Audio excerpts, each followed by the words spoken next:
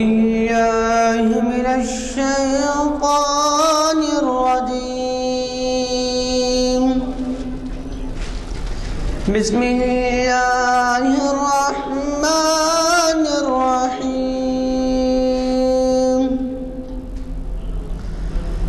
أفحسبتم أنما خلقناكم عبثا وأنكم إلينا لا ترجعون. فتعالى الله الملك الحق لا إله إلا هو رب العرش الكريم. ومن يدع مع الله إلها آخر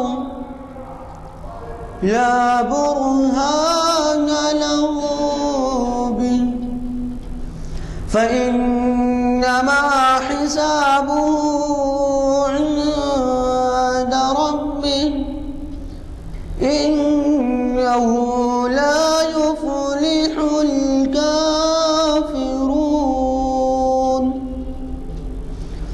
وقل رب اغفر وارحم وأنت خير الراحمين. صدق الله العظيم.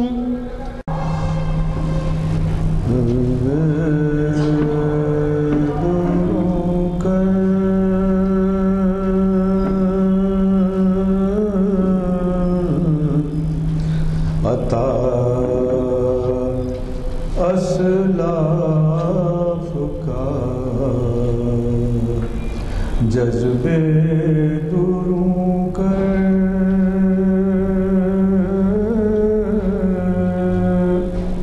عطا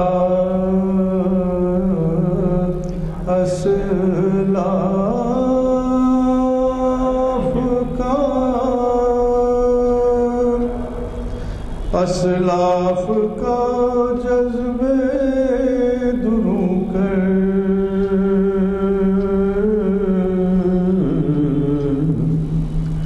شریک زمرے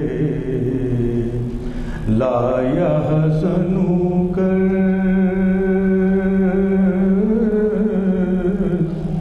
عطا اسلاف کا جذبے دروں کر شریک زمرے لا یحزن کر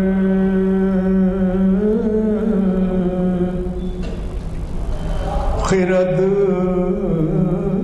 کی گتھیاں سلجھا چکا میں خرد کی گتھیاں سلجھا چکا میں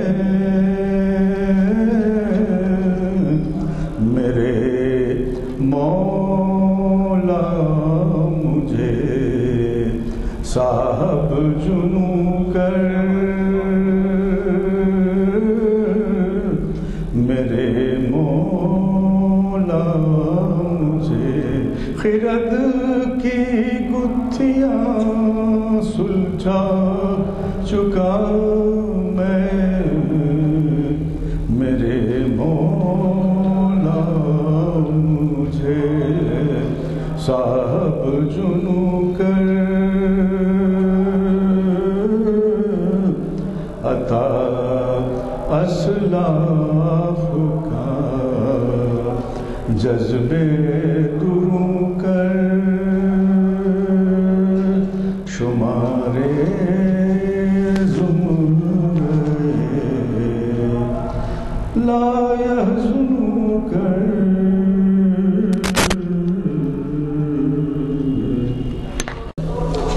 الحمدللہ رب العالمین. حضرات، آج 565 نمبر کا اعلامیہ آپ کے سامنے ہے. اور اس اعلامیے میں جو 6 مارچ سے آغاز ہوگا 11 مارچ تک پروگرام دیا گیا ہے.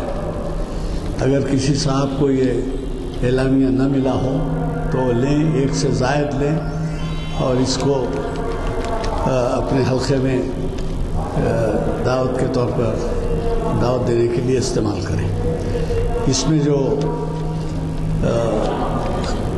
پروگرام ہے اس میں خاص طور پر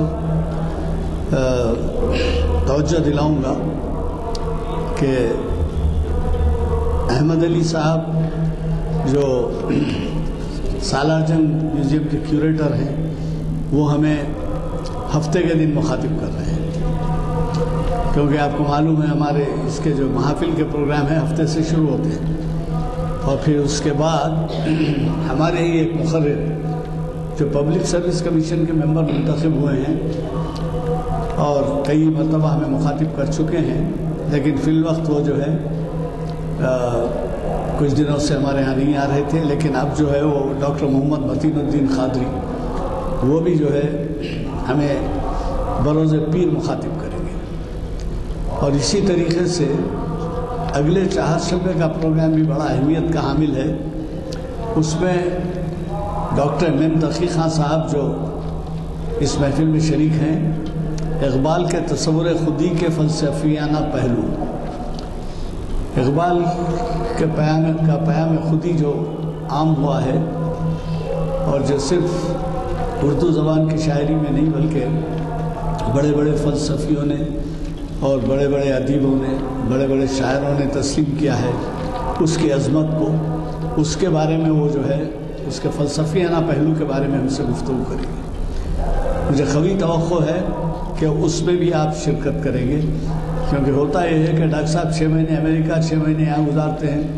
اب ان کے 2 ہم خطاب رکھے ہیں، ایک تو 11 مارچ، پھر اس کے بعد جو ہے چہارشنبے آنے والا ہے اس پہ بھی یہ خطاب ہے. تو میری گزارش ہے کہ اس میں ضرور شرکت فرمائیں. دوسرے یہ کہ ابھی ایک تقسیم ہوا ہے ایک دعوت نامہ ہمارے ہاں، ہمارے ایک سامع ہیں یہاں پر محفل میں شرکت کرتے ہیں اور نامور پروفیسر ہیں، پروفیسر مسعود احمد، محمد مسعود احمد، اور ایک ادارے کے وہ ڈائریکٹر جنرل ہیں.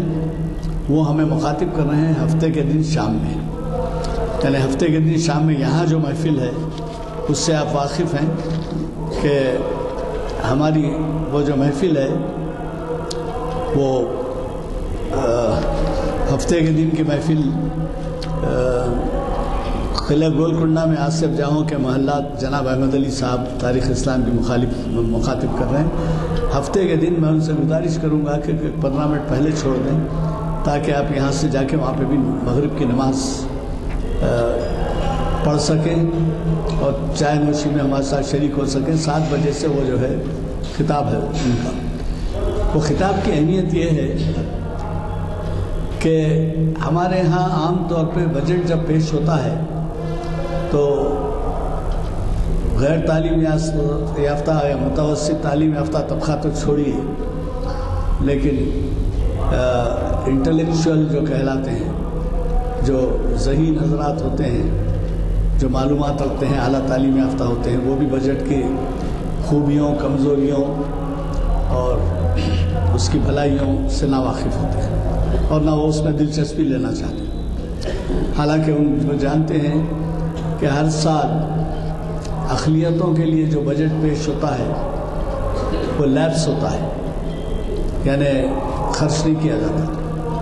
اس کے باوجود ہماری دلچسپیاں اتنی کم ہیں کہ سوائے ہمارے چند نیتاؤں کے بقیہ نہ جانتے، نہ پوچھتے، نہ بولتے، نہ کچھ اس کے بارے میں اظہار رائے کرتے. نہ صرف یہ بلکہ ملک کے ڈاکٹرز کو چھوڑ کے یہاں پر جو خدمات انجام دے رہے ہیں، ایک ہی بات بتا رہا ہوں کہ یعنی بین الاقوامی سطح پر کتنے ہندوستانی ڈاکٹر خدمات انجام دے رہے ہیں، اس کا میں ان کی زبانی سنا اس کا حال. تو انہوں نے بتایا کہ بیرون ملک جتنے ڈاکٹرز دنیا میں کام کر رہے ہیں، یعنی دیگر ممالک میں کام کرنے والے، مقامی نہیں، ان کی تعداد جو ہے سب سے دنیا میں بڑی ہے. ہندوستانی 38% ہے ان تعداد کا، 38% ڈاکٹرز.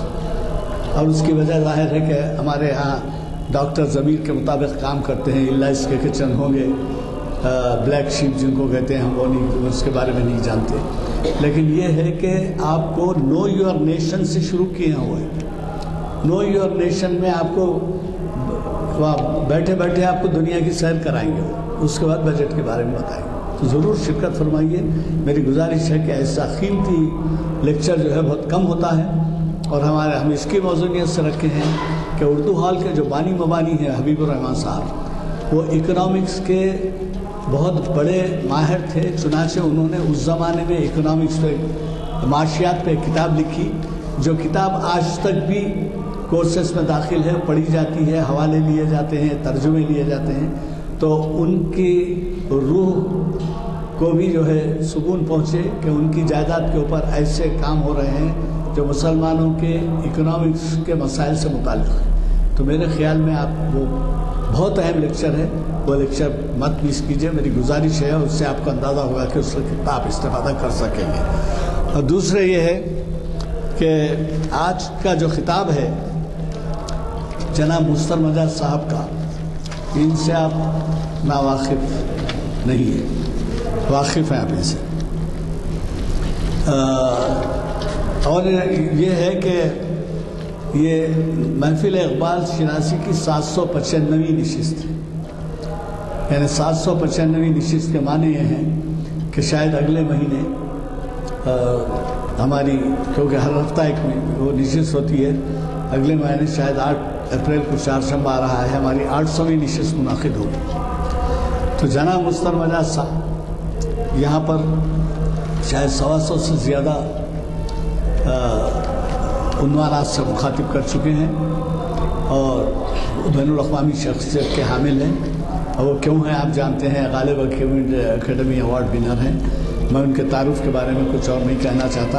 اقبال کے فارسی کلام پر حاوی ہیں، اور چنانچہ ان کا اردو ترجمہ حال ہی میں شائع ہوا، اور وہ اقبال اکیڈمی کا پریسٹیجیس ایوارڈ جسے کہتے ہیں، باوقار تحفہ، وہ ان کو دیا گیا ہے بین الاقوامی.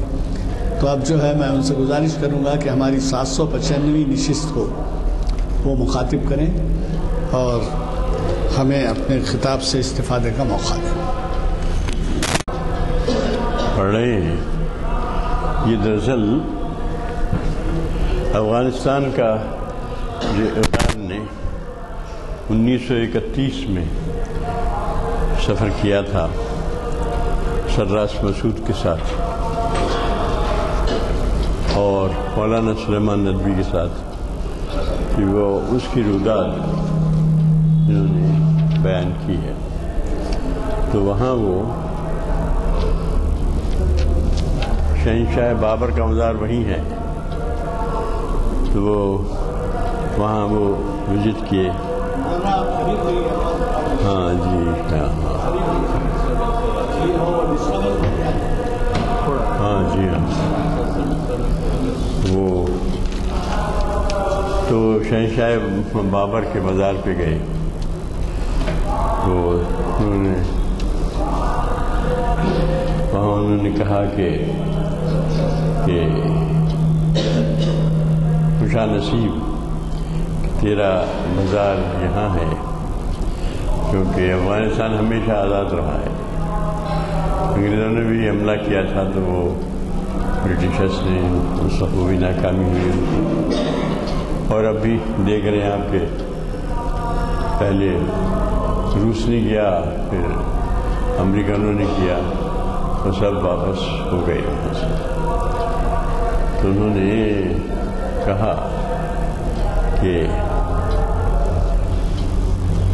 ظہر نصیب بڑی خوشی کی بات ہے، اس میں کچھ شعر ہے اس میں کہ بڑی خوشی کی بات ہے کہ تیرا مزار ایک ایسی جگہ ہے جو طلسم فرنگ سے آزاد ہے، ایک آزاد ملک میں. انہوں نے ایک پوری غزل مسلسل کہی ہے، بر مزار شہنشاہ بابر فل راشیانی. ہاں ان کے مزار پر گئے تھے تو کچھ شعر وہیں کہے، کچھ بعد میں اس کو اور زندگی بھر وہ اقبال اپنے اشعار کو ریویژن کرتے رہتے تھے. تو وہ کہتے ہیں کہ ساز فرنگ جو ہے، فرنگ یعنی یورپ کی اور مغرب کی جو حکومتیں ہیں، اس نے اپنے نغمے بلند کر دیے ہیں. 4 سو اس کے نغمے بلند ہو رہے ہیں، لیکن پھر وہ کہتے ہیں کہ نغمے نہیں ہیں بلکہ اس کے اندر ایک فریاد ہے. دراصل وہ نغمہ نہیں ہے بلکہ فریاد ہے. بیا کے ساز فرنگ نواب اور استادس درون پردہ وہ نغمہ نیست فریاد. اچھا پردہ دیکھیے، ساز کا ایک پردہ بھی ہوتا ہے. ہم نے دیکھا ہوگا کہ کیسا ساز ہوتا ہے جس کے تار بجانے سے بجنے لگتے ہیں تو اس کو پردے ساز کہتے ہیں.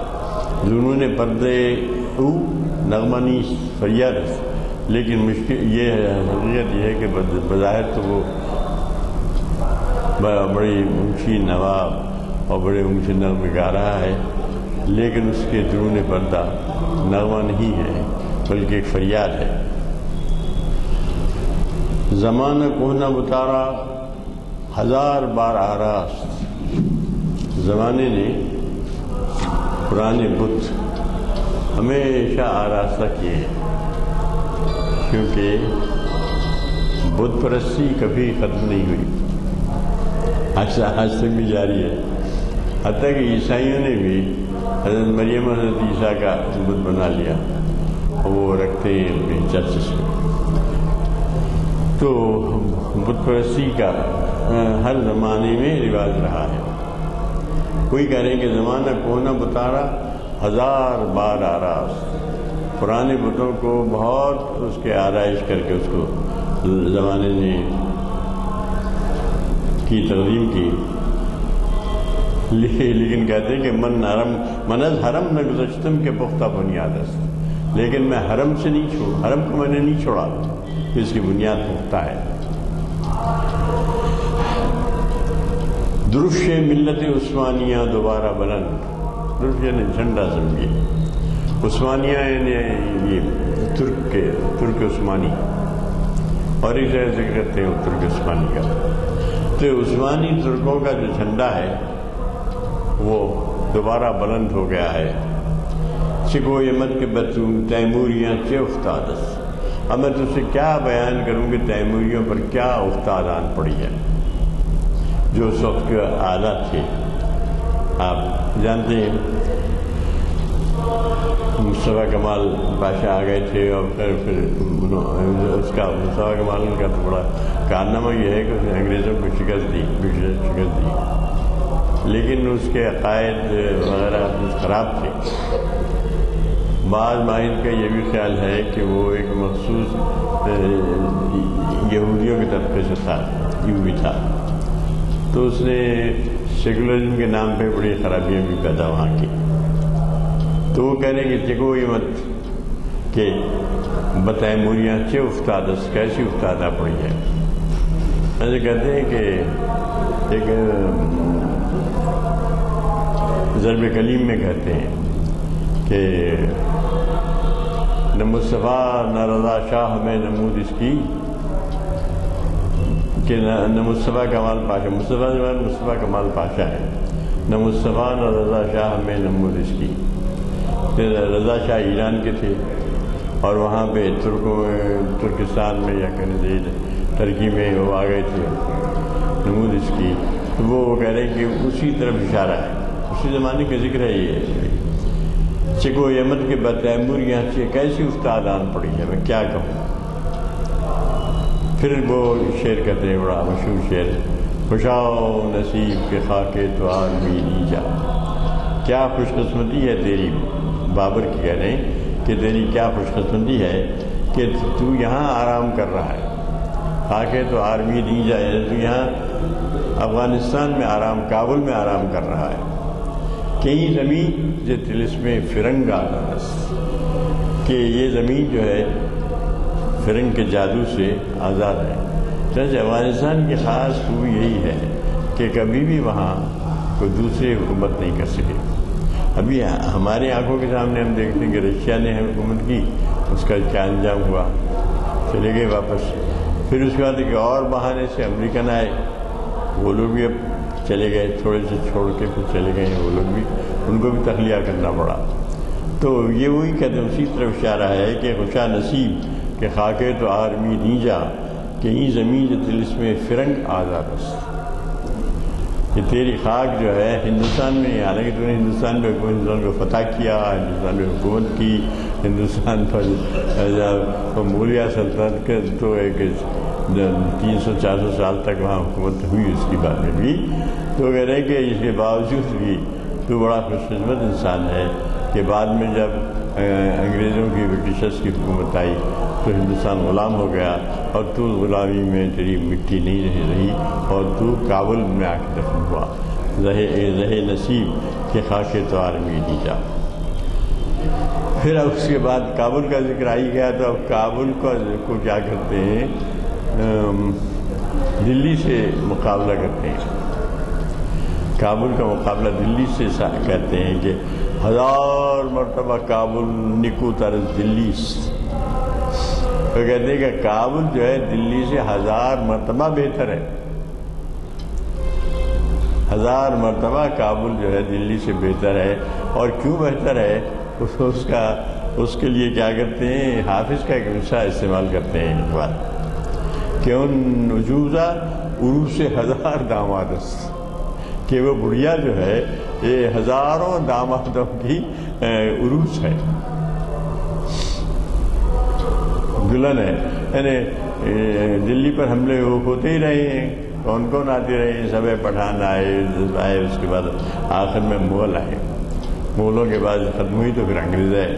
تو وہی کہتے ہیں کہ ان نجوزہ عروس 1000 بڑھیا جو ہے 1000 دامادوں کی دلہن ہے. یہ حافظ کا مصرع لیا ہے ہم نے. تکیہ کہ دنیا پر تکیہ مت کر کہتا ہے، تکیہ مکن کہ ان نجوزہ عروس 1000 دامادس. پہلا مصرع کچھ یاد نہیں آ رہا ہے.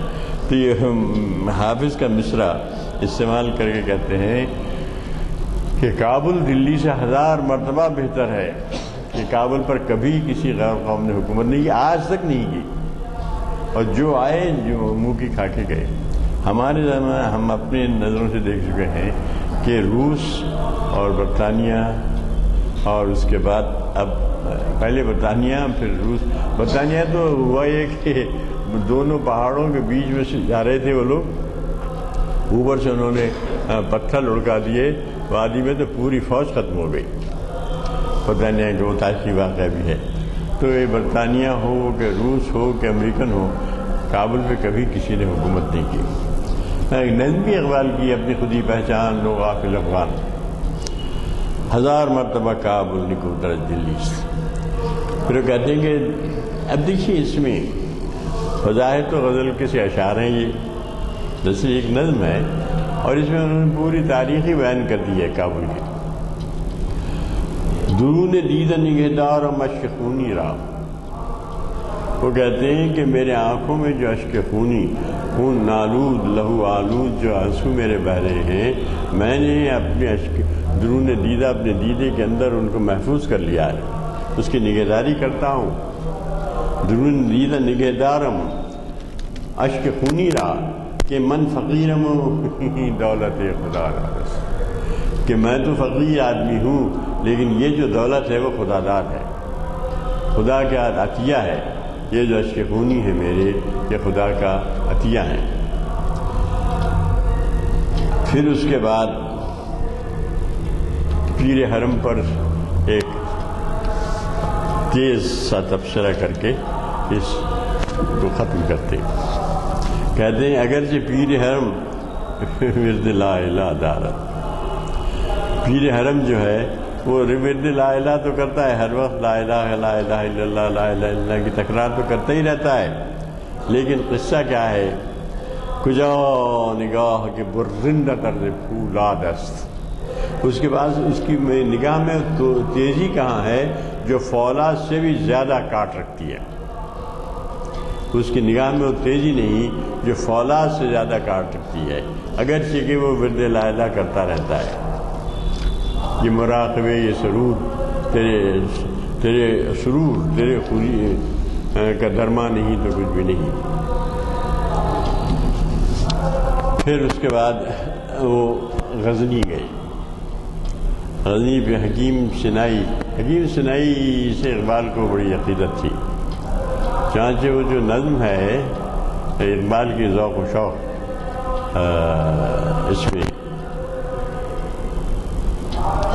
ذوق و شوق جو اقبال کی 2-3 نظمیں بہت مشہور ہیں، بہت اچھی ہیں، اور اقبال کے بڑے نقاد، بلکہ اردو شاعری کے غزل کے بڑے نقاد گزرے ہیں پٹنہ کے، بہار کے، تو انہوں نے اقبال کی شاعری پہ بھی تنقید کی ہے، چونکہ غزل کے خلاف تھے بہت، لیکن اقبال کی 3 نظموں کو انہوں نے ٹریبیوٹ دیا ہے، ایک ذوق و شوق، ایک ساقی نامہ اور ایک مسجد قرطبہ۔ 3 نظموں کا ہی ذکر کیا بس انہوں نے اقبال کی پوری شاعری کو سامنے رکھ کے، تو وہ بھی ایک طریقہ ہے، ایک صاحب تھی۔ تو ذوق و شوق کی جو نظم ہے اقبال کی، اس میں حکیم سنائی کے شعر سے انہوں نے ابتدا کی ہے کہ دوستاں، کچھ ہے مجھے اس وقت یاد نہیں ہے، سوئے دوستاں، تہی دست رکھتا ہوں سوئے دوستاں، دوستوں کے پاس میں تہی دست آ گیا ہوں۔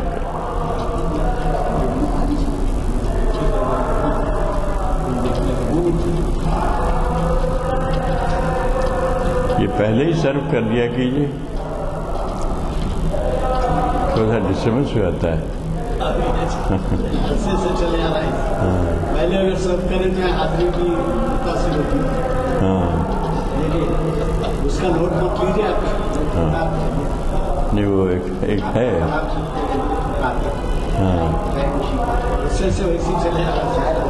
تو وہ غزنی لے گئے، تشریف لے گئے، اور وہاں بھی انہوں نے حکیم سنائی کے مزار پر حاضری دی۔ یہ مزار پر حاضری دینا آج کل تو وہ ایک شرک اور کفر سمجھا جا رہا ہے، کہ کیا قصہ ہے، بھالو ایک الگ بحث ہے۔ تو یہ وہاں گئے، خود ٹیپو سلطان کے مزار پہ بھی اقبال گئے، تو انہوں نے دروازے وغیرہ بند کرنے کا حکم دیا اور ان میں مراقبہ کیا۔ یہ مراقبہ بھی ایک تصوف کی ایک عمل ہے، اب وہ ہم تو غیر اسے سمجھ نہیں سکتے۔ تو حکیم سنائی کے مزار پہ جو گئے تو وہ کہتے ہیں کہ میں از نوازش آئے سلطان شہید، صبح و شامم صبح و شام روز عید، یعنی سلطان شہید کے نوازشوں کی وجہ سے میری صبح و شام میں روز عید بن گئی۔ نکتہ سنجے خاوراں ہندی فقیر، میہمان خسروِ کیواں سریر، اپنے آپ کو وہ کہتے ہیں، خاوراں مشرق کو کہتے ہیں، نکتہ سنجے خاوراں مشرق کا، میں خاوراں ہے مشرق کا جو نکتہ سنج ہے وہ میں ہوں، ہندی فقیر کہتے ہیں اپنے آپ کو، نکتہ سنجے خاوراں ہندی فقیر، میہمان خسروِ کیواں سریر، کیوان کا تخت و تاج رکھنے والا شاندار، وہ اس کا مہمان بنا۔ تاج شہر خسروی کردم سفر، شد سفر بن سبختر حضر، تو کہتے ہیں کہ میں نے خسروی شہر سے سفر کیا، یعنی غزنی آئے نا، سفر کیا، تو مجھے یہ سفر جو ہے حضر سے بھی زیادہ آرام دہ ہو گیا۔ سفر ہے حقیقت، حضر ہے مجاز کہتے ہیں اس میں، ساقی نامے میں۔ تو شد سفر برمن سبکت از حضر، حضر سے کہیں زیادہ میرے لیے بڑا آرام دہ رہا۔ سینہ بخشادم براں بادے کے پار، لالا رسس فیض او در کو سار، میں نے اپنا سینہ کھول دیا اس ہوا کے اوپر جو آ رہی ہے دور سے، اور وہ ایسی ہوا ہے کہ اس کے فیض سے کوہسار میں لالا پیدا ہو رہا ہے، لالے کے پھول کھل رہے ہیں۔ آہ غزنی عام ہری میں علم و فن، غزنی کو کہتے ہیں کہ وہ علم و فن کا ایک حرم ہے، حریم علم و فن ہے. مرغ زار شیر میدان کون، پرانے زمانے کے شیروں کا جو ہے ایک مرغزار ہے. دولت محمود را زیبا عروس، یعنی محمود غزنوی. دولت محمود را زیبا یعنی محمود کی دولت کا وہ گویا ایک عروس زیبا ہے، خوبصورت دلہن ہے. ازہنا بندان او دانائے توس. دانائے توس کون ہے؟ یہ بھی ایک بزرگ کا ذکر ہے کہ ان کے یہ ہنا بندوں میں سے ہے. ہنا بند ہے، دانائے توس کی ہنائے بند ہے. توسی جو تھے میں نام بول رہا ہوں، بڑے بزرگ گزرے ہیں. پھر کہتے ہیں خفتہ در خاکش حکیم غزنوی. حکیم غزنوی نے حکیم سنائی. خفتہ در کا خاکش، اقبال کی ایک نظم ہے بہت اچھی، اسی میں جاوید نامے نہیں بلکہ بال جبریل میں ایک نظم ہے، اور اس میں حکیم غزنوی یعنی حکیم سنائی کی تقلید کیا انہوں نے. سما سکتا نہیں پہنائے فطرت میں میرا سودا. غیر مردف غزل ہے، وہ بہت غیر عملی غزل ہے، تو اس کی طرف اشارہ ہے. خفتہ در خاکش حکیم غزنوی، از نمائے او دل مرداں قوی. اس کی آواز سے سینوں میں دل قوی ہوتے ہیں. از دل مرداں قوی. ان حکیم غیب آں صاحب مقام، ترک جوش رومی از ذکر تمام. رومی سے سینئر تھے، سنائی رومی سے سینئر تھے، تو اس نے رومی نے ان کا ذکر خاص طور پہ کیا ہے. وہ کہہ رہے ہیں وہ ان حکیم غیب ان صاحب مقام. وہ ایک حکیم غیب ہے اور صاحب مقام ہے. اور ترک جوش رومی از ذکر تمام، یعنی اس کا جو جوشیلا ترک ہے وہ رومی اس کے ذکر سے اپنی گفتگو کو تمام کرتے ہیں. از ذکر تمام منز پیدا اوج پنہا در سرور. میں تو ظاہر ہوں لیکن وہ جو ہے پنہا ہے در سرور. حد را سرمایہ از ذوق حضور. لیکن ان دونوں کا سرمایہ، میرا اور رومی کا سرمایہ ذوق حضور ہے. یعنی جو حضور رومی کو حاصل ہوا مجھے حاصل ہو رہا ہے. او نقابت چہرہ ایما کشود، فکر من تقدیر مومن وانمود. اب اپنا ذکر ان کے ساتھ کر رہے ہیں تو کہہ رہے ہیں اس نے چہرہ ایمان کے چہرے سے نقاب کو الٹا.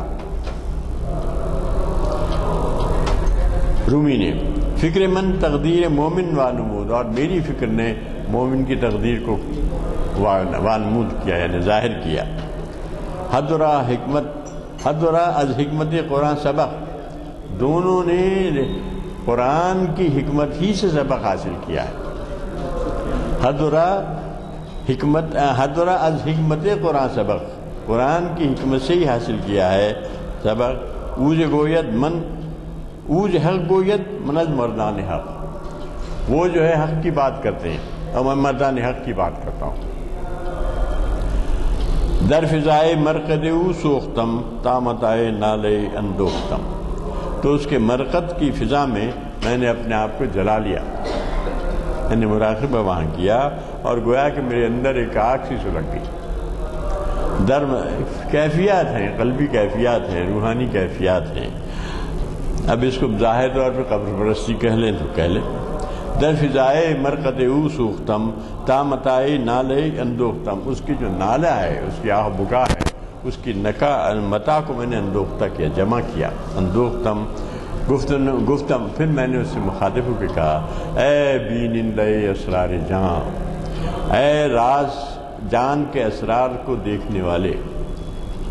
جان تو نظر نہیں آتی مگر کہہ رہے ہیں کہ تو بینندہ اسرار جان ہے، یعنی جان کے اسرار کو جاننے والا ہے. اے بینندہ اسرار جان، اے جان کے اسرار کو، رازوں کو جاننے والے.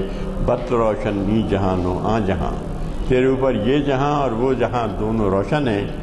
اسرما وارفتہ آب و گلس. اب میرا جو دور ہے وہ آب و گل پر فدا ہے.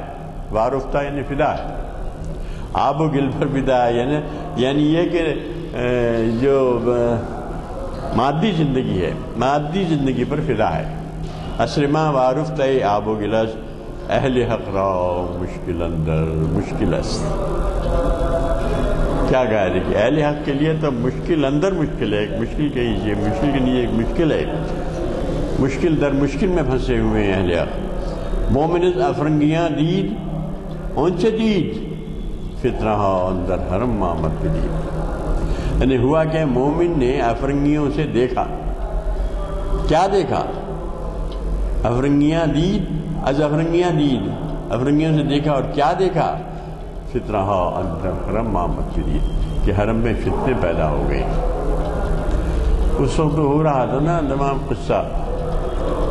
یہ موجودہ حکمراں ہے نا، وہ جو تھے نا عبدالوہاب، اور پھر انہوں نے اس وقت جو بادشاہ تھے ان کو ہٹا کر یہ موجودہ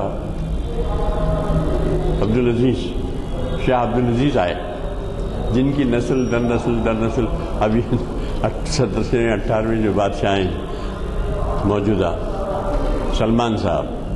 تو وہ کہہ رہے ہیں کہ فتنہ اندر حرم آمد پدید. بڑی گڑبڑ ہوئی تھی نا اس وقت، اور اس میں ایک وہ بھی تھا،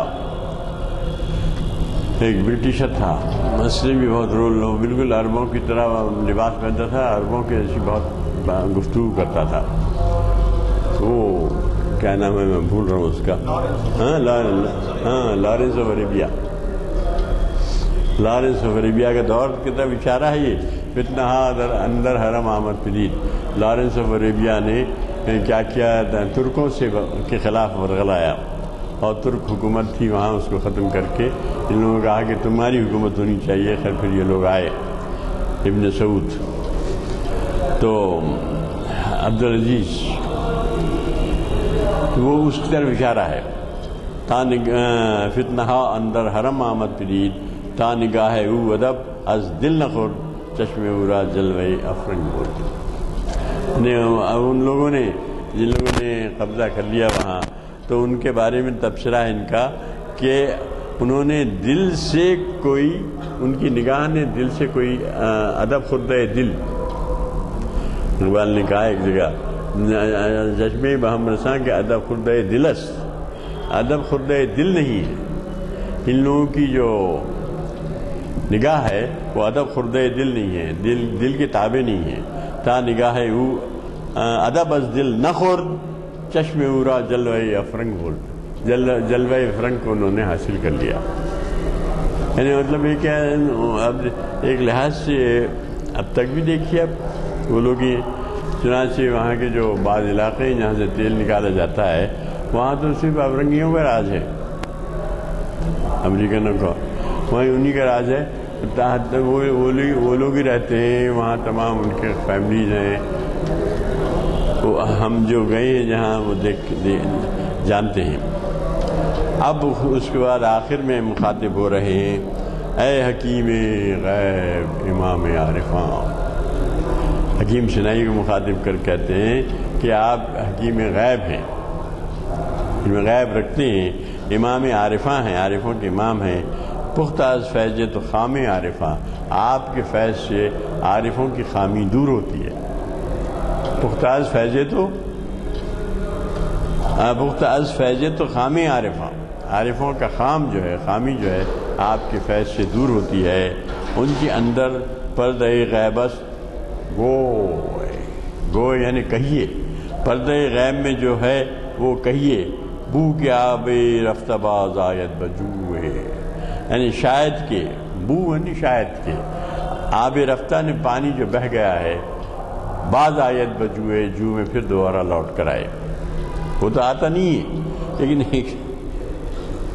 کہا ہے جاویدنامے میں، کہا ہے انہوں کے بارے آب رفتہ می نیائے آبجو، آبجو میں بہا ہوا پانی کبھی واپس نہیں آتا. تو اقبال کہتے ہیں، مگر پھر کہتے ہیں کہ شاید کہ آب رفتہ چلائے. یعنی میری تمام سرگزشت کھوئے ہوں کی جستجو، یہ بھی تو کہا اقبال نے، میری ساری جستجو ہے وہ کھوئے ہوئوں کی جستجو ہے. میری ساری سرگزش کھوئے ہوئوں کی جستجو کہتے ہیں اقبال. اس تنقید کی ہے ترقی پسند وغیرہ نے کہ اقبال جو ہے ماضی پرست ہیں. دراصل وہ یہ کہتے ہیں کہ ان کو ماضی حال سے بہرحال اچھا معلوم ہوتا ہے. یوں بھی ایک انسانی فطرت ہے کہ ماضی ہمیشہ ہی اچھا معلوم ہوتا ہے. تو وہ جب کہتے ہیں کہ میری تمام سرگزشت کھوئے ہوئوں کی جستجو وہی کہہ رہی ہیں کہ ان کے اندر پردہ غیبت گو ہے، یعنی جو پردہ غیب میں ہے وہ ہم بیان فرمائیے. حکیم سنائی سے مخاطب کریں بو کے آب رفتہ بعض آیت بجو، یعنی بجو پہ ختم ہو جاتا ہے وہ، مگر لکھا جاتا ہے بجوئے، کہ شاید کے بو یعنی شاید کے آب رفتہ نے بہا ہوا پانی پھر لوٹ کر آ جائے. بعض آیت بجوئے، جو میں یعنی ندی میں پھر لوٹ کر آ جائے. یہ ان کی خاص تمنا ہے. اس طرح سے اب اس کے جواب میں روح حکیم سنائی بہشت بری سے جواب دیتی ہے. پھر وہ سلطان محمود کے مزار پہ جاتے ہیں، محمود غزنوی کے، اور پھر وہاں خرقہ مبارک کی زیارت وغیرہ ہے. یہ سب ہم بعد میں دیکھیں گے. تو اب یہ جو ہے ایک نظم ہے، بہت اچھی نظم ہے، روح حکیم سنائی جو بہشت بری سے انہوں نے جو سارے سوالات اٹھائے ہیں، اس میں جو باتیں کی ہیں، جو اشارے کیے ہیں، ان کا جواب دیتے ہیں. تو یہ ہم اس وقت اس کو مکمل نہیں کر سکیں گے، نامکمل رہ جائے گی. اس لیے بہتر تو ہے یہی کہ نہ دنیا سے دل لگے.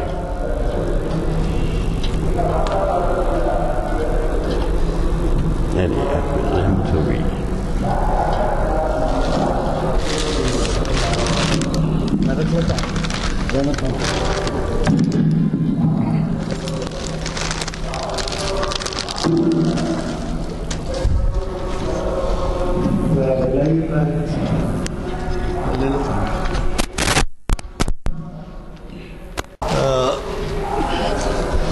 میں نے پہلے ہی ایک اعلان کیا ہے پروفیسر مسعود صاحب کے خطاب کا،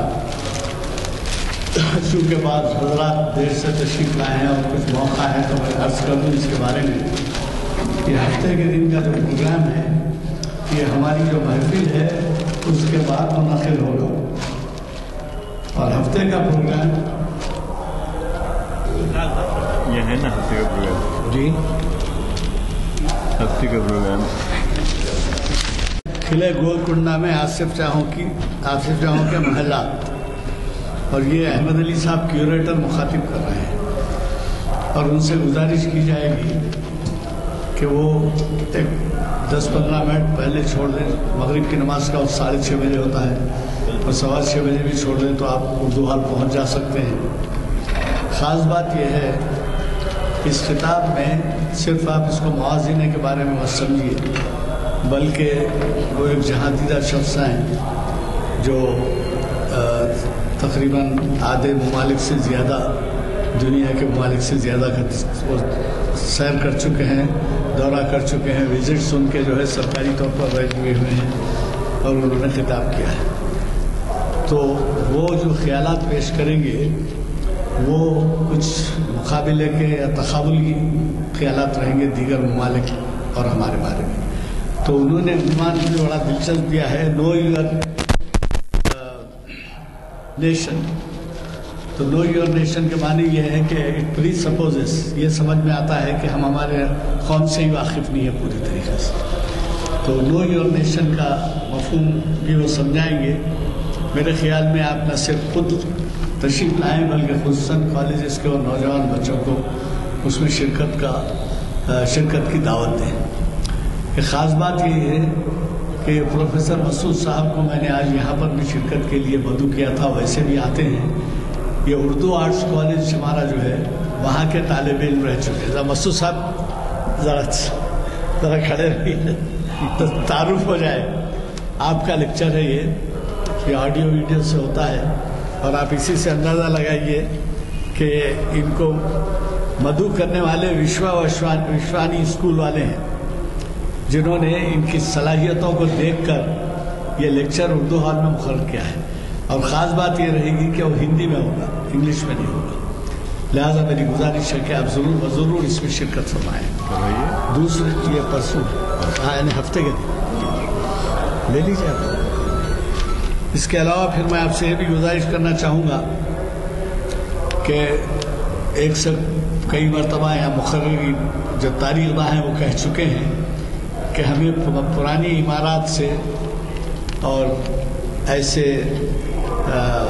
آرکیالوجی کے یا آثار قدیمہ کے معائنے سے سبق ملتا ہے وہ بہت ہی قیمتی ہوتا ہے. تو قلعہ گولکنڈہ میں آصف جاہوں کے محلات جو ہیں اس کے بارے میں یا تو چند حضرات ہوں گے جو گولکنڈہ قلعہ دیکھے ہوں گے اور بعض ایسے بھی ہوں گے جو آج تک وہ وزٹ نہیں کیے ہوں گے. تو ان کا خطاب بھی بہت ہفتے کے دن بڑی اہمیت کا ہے, اس میں آپ ضرور شرکت فرمائیں. اب اس کے بعد ڈاکٹر محمد متین الدین قادری ہے ہمارے ہاں کے مقرر ہیں اور کئی مرتبہ مخاطب کر چکے ہیں اور میں اس کی بھی برکت سمجھتا ہوں کہ وہ محافل کو مخاطب کیے ہیں جبکہ وہ بہت ہی اعلیٰ عہدے پہ فائز کیے ہوئے ہیں, یعنی پبلش سروس کمیشن کے ممبر بنے ہیں اور اس کے بعد پہلی دفعہ تشریف لا رہے ہیں اور وہ آ رہے ہیں 9 مارچ کو 8 مارچ کو نہیں 9 مارچ کو آ رہے ہیں. تو پاکی اور صفائی شریعت کی روشنی میں 2 عنوان سے مخاطب کر رہے ہیں. اب آپ اس کو ریلیٹ کر سکتے ہیں وہ سوچھ بھارت پروگرام جو چل رہا ہے تو وہ تو ہمارے یہاں پہلے سے درس ہے کہ شریعت کی روشنی میں ہمارے لیے پاکی اور صفائی کیا کہی جاتی ہے کہ آدھا ایمان ہے. تو لہٰذا اس میں جو ہے آدھا ایمان ہے پاکی اور صفائی کہتے ہیں. لہٰذا میرے خیال میں اس میں بھی آپ کی شرکت جو ہے بہت ہی فائدہ مند ہوگی.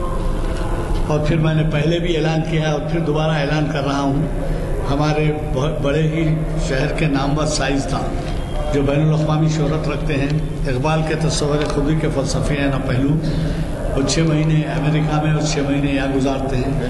بتائیے. میں بھی تو یہ جو ہے خودی کے پہلو پہ ہمیں بولنے والے ہیں اور یہ ان کو آپ پہلے کئی مرتبہ سن چکے ہیں ڈاکٹر ایم تقی خان صاحب. تو وہ ان کے جو ہمارے میں کیا کھڑا کروں, آپ تو کئی مرتبہ مخاطب کر چکے ہیں اس صبح.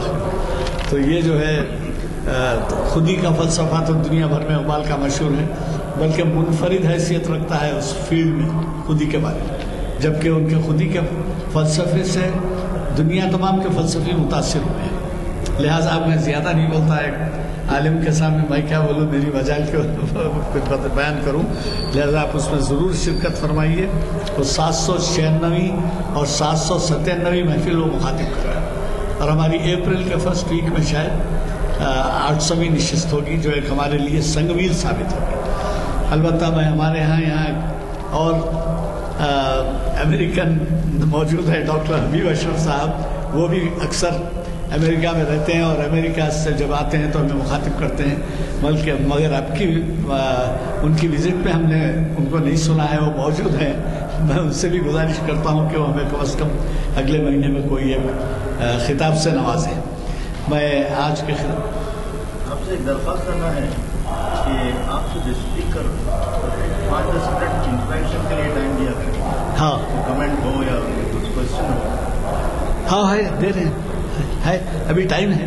ہاں ٹائم ہے ابھی. میں اس کے بعد وہی اعلان کرنے والا تھا, یہ بول کے پھر اعلان